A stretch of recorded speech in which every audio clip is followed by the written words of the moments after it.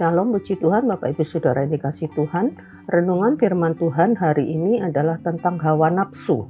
Hawa nafsu adalah hasrat di dalam tubuh manusia yang akan pasif atau tidur bila tidak ada pemicunya. Tetapi bisa bersifat mengganas apabila ada pemicunya, seperti api yang bisa berkobar dalam sesaat. Hawa nafsu konotasinya umumnya negatif karena dampaknya hampir selalu negatif. Mari kita akan belajar dari kisah Daud di dalam 2 Samuel pasal 11. Kita akan baca ayat 1 dan 2 saja. Pada pergantian tahun, pada waktu raja-raja biasanya maju berperang, maka Daud menyuruh Yoab maju beserta orang-orangnya dan seluruh orang Israel. Mereka memusnahkan Bani Amon dan mengepung kota Raba. Sedang Daud sendiri tinggal di Yerusalem. Sekali peristiwa pada waktu petang ketika Daud bangun dari tempat pembaringannya lalu berjalan-jalan di atas soto istana, tampak kepadanya dari atas soto itu seorang perempuan sedang mandi. Perempuan itu sangat elok rupanya. Daud pada puncak kejayaannya saat itu, karena hampir semua bangsa dan kerajaan ditaklukkan. 2 Samuel pasal 8 mencatat kemenangan-kemenangan Daud. Tetapi masih ada bangsa-bangsa atau musuh-musuh yang tidak terlalu besar yang perlu diperangi. Ayat 1 tadi menuliskan ada Bani Amon yang relatif kecil tetapi tetap harus diperangi. Dan untuk itu cukup dilakukan oleh Yoab dan anak buahnya, dan Daud tidak perlu ikut berperang dan dia tinggal di istana. Di ayat yang kedua diceritakan suatu sore Daud bangun dari tidurnya lalu jalan-jalan di atas soto rumah dan melihat ada perempuan cantik sedang mandi. Mungkin konsep tentang tempat mandi mungkin memang tidak tertutup sepenuhnya. Jadi tidak salah kalau Daud bisa melihat dari soto rumahnya. Tetapi yang terjadi, Daud itu tidak lari atau tidak meninggalkan pandangannya, tetapi malah menikmati apa yang dilihatnya. Disinilah Daud itu membuka celah. Ada godaan di depan matanya yang kemudian itu berubah menjadi pemicu aktifnya atau bergejolaknya nafsu atau hawa nafsu yang ada di dalam dirinya. Dan mulailah dia mengambil tindakan. Kita tahu kisah selanjutnya bagaimana tindakan dan kesalahan-kesalahan yang dibuat oleh Daud. Penting untuk kita ketahui bahwa ketika hawa nafsu itu bekerja menguasai, maka Allah menjadi tidak nyata. Peringatan-peringatan atau sinyal-sinyal bahayanya menjadi kabur. Sebetulnya ada peringatan bagi Daud. Kalau kita lihat di ayat 3, bagaimana suruhan yang disuruh oleh Daud untuk menyelidiki siapa perempuan itu.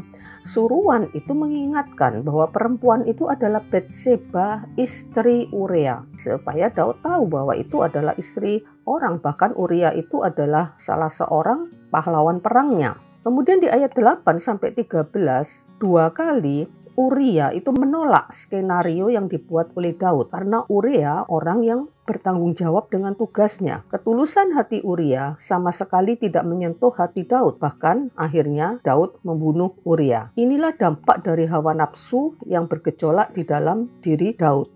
Daud terperangkap akhirnya dalam lingkaran kesengsaraan. Di dalam Mazmur 32 ayat 3 dan 4 di situ tertulis tentang Daud ya, sampai serasa tulang-tulangnya menjadi lesu, sumsumnya kering karena tangan Tuhan menekannya.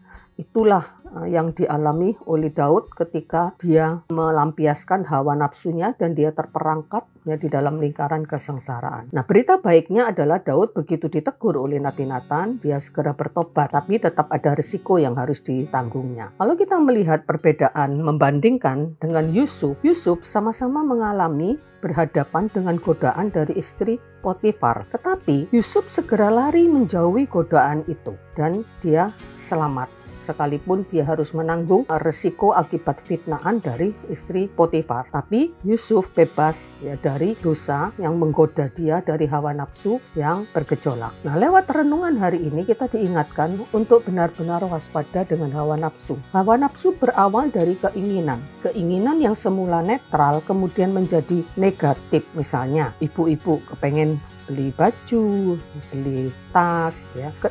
Ketika keinginan itu terus dibiarkan menguasai, akhirnya keinginan itu menjadi sesuatu yang memaksa seorang ibu itu harus memenuhi, bahkan dengan segala cara. Inilah hawa nafsu, dan hawa nafsu adalah dosa. Kita baca Roma 7 ayat 5.